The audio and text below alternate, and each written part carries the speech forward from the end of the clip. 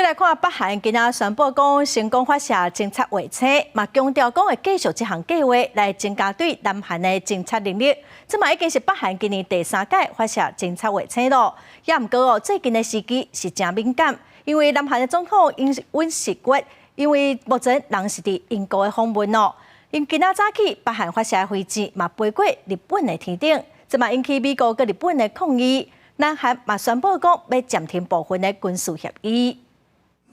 2日暗时，日本针对沖縄岛发布全国瞬时警报系统，要求国民密集地下设避难。加讲2日，北韩宣布成功将一粒侦察卫星送去了轨道，迄时阵路线都是飞过日本国土的天顶。日本强调，这粒卫星火箭是用北韓的弹道飛彈技術發射。人工衛星と称したとしても、弾道ミサイル技術を使用した発射、これは明らかに関連する国連決議違反であります。北朝鮮に対しては、すでに厳重に抗議をし、最も強いこの口調で非難をいたしました。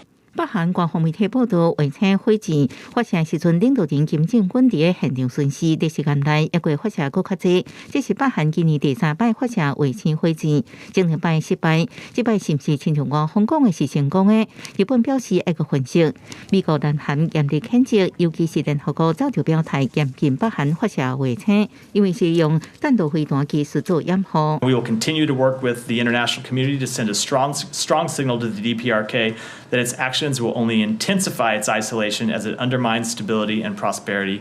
北韓這擺行動時機點真敏感，因為南韓總統尹錫悅喺英國訪問。另外，北韓進前要向國際通知支持發射偵察衛星，不過南韓軍方發現伊提早行動，而且無事先告知。南韓已經宣布暫停2018年簽署的南北韓919軍事協議部分內容來抗議。協議內容指軍事分界線設禁回區。雙方明示陸海空等所有空間進行任何敵對的行動，各設頑強區域。公視新聞，恩文玲報道。